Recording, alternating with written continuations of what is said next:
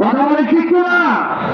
আমরা খুব রিসেন্টলি শুনলাম যে আমার রসুল নাকি উম্মতের কোনো উপকার করতে পারে না। আরো আসতে বলেন নাউজুবিল্লাহ, বাড়িতে যা বলিয়েন নাউজুবিল্লাহ। আমার রসুল উম্মতে মুহাম্মাদীর উপকার করতে পারে কি পারে না? আওয়াজ দিয়ে বলেন, পারে কি পারে না? আমরা আদম আলাইহিস সালাতু ওয়াস সালামের 300 বছরের কান্নার তওবার সেই আওয়াজ আমরা কানে শুনি, আমরা সেই বর্ণনা শুনি। সর্বশেষ আদম আলাইহিস সালাতু ওয়াস সালাম আমার নবীর ওসিলা দিয়ে দোয়া করার কারণে আমার আল্লাহ তাআলা তাকে ক্ষমা করেছিলেন। কথা বলেন ঠিক কিনা?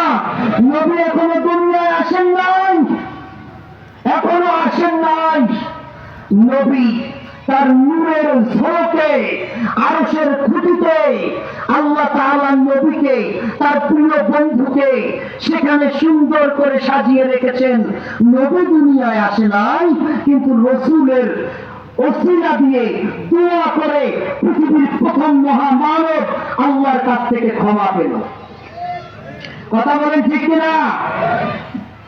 তাহলে নবী যদি উপকার না করতে পারে, তো নবী যখন দুনিয়ায় আসলো না, তখন আমার নবী আদমের ক্ষমার ওসিলা হয়ে গেল। আল্লাহু আকবার বলেন। নবী দুনিয়ায় এসেছে, নবী উপকার করতে পারে কি পারে না? আমরা বলি সাধারণ মানুষও তো এই কথা বলার সাহস পায় না। নবী উপকারে আসে না, এ কথা তো সাধারণ মানুষ বলার সাহস পায় না। আপনি একজন আলেম হয়ে আপনার মুখ থেকে এরকম কুরুচিপূর্ণ বক্তব্য, যে বক্তব্য সারা বাংলাদেশের কোটি কোটি মানুষ দেখতেছে, আপনি কিভাবে রাসূলের শানে বেয়াদবিমূলক শব্দ উচ্চারণ করতে পারেন যে আমার নবী কারো উপকার করতে পারে না? শুধু তাই নয়, তিনি এটাও বললেন নবী নাকি কারো ক্ষতিও করতে পারে না। নাউজুবিল্লাহ। আমার নবীর সামনে ক্ষতি শব্দ যায়? এক কথা বলেন নাই? আমার নবীর সামনে ক্ষতি শব্দ যায়? আরে আমার আল্লাহ বললেন আলহামদুলিল্লাহি রাব্বিল আলামিন, আল্লাহ সমস্ত সৃষ্টি জগতের একমাত্র প্রশংসার অধিকারী। আর আমার নবীর সামনে বললেন ওয়া মা আরসালনাকা রাহমাতুল লিল আলামিন, নবী আমি যত সৃষ্টি জগতের মালিক, আপনি সমস্ত সৃষ্টি জগতের রহমত। তাইলে যে নবীকে সৃষ্টি জগতের রহমত করে আল্লাহ পাঠাইলেন, ওই নবীর শানে কখনো ক্ষতি শব্দ ব্যবহার হয়? আওয়াজ দিয়ে বলেন হয়? এটা ইমানের প্রশ্ন। কিসের প্রশ্ন?